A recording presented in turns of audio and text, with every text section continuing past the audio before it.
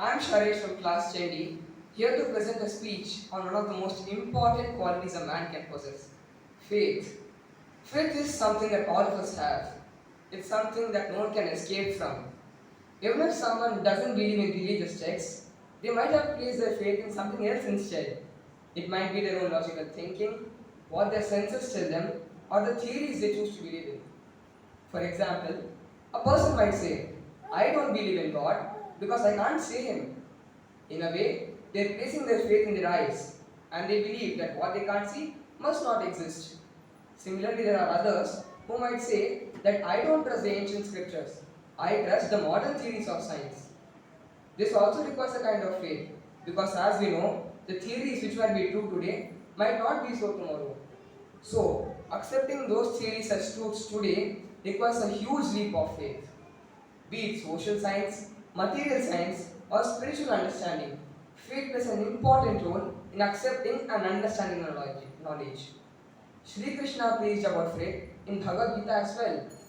He said that where we choose to place our faith determines the path that we take in our lives. For example, if a person believes that the money is the most important thing to him, he'll spend his entire life chasing after it. If a person believes that fame is the most important thing to him, he'll spend his entire life climbing up the social ladder. So you see, the nature of our minds determine where we could place our faith. Now let me narrate to you a quite short story. The short story begins with a single mother moving from Chennai to Ooty to get financial help from her father. Few weeks pass by and she gets a bit more stable. Winter approaches and her child asks her for a brand new sweater. She feels very bad as she can't financially afford a brand new sweater and asks him to pray to the God. That evening, the child is seen praying to the God wholeheartedly. The mother is touched but also quite depressed. The next day, as a New Year's gift, one of the mechanics brings over and hands a brand new sweater to the child. The child is quite happy but is quite saddened when he finds out that the sweater doesn't fit him. Again, another sweater comes in from another mechanic, which fit him perfectly. The child is quite happy now. The previous mechanic offered to exchange the old sweater for a brand new beautiful hat. The mother can't believe her eyes. The next day, one of the neighbors comes over and asks the mother for a brand new bag of flour as she had run out of hers.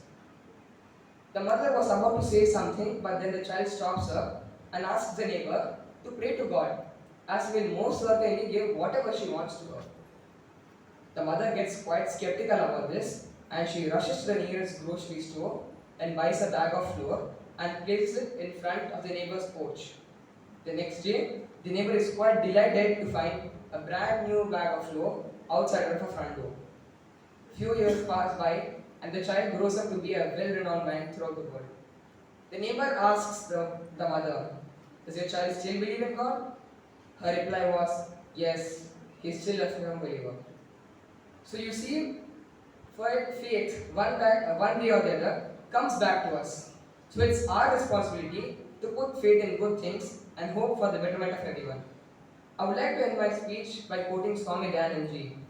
Give the world the best you have, and the best will come back to you. Thank you.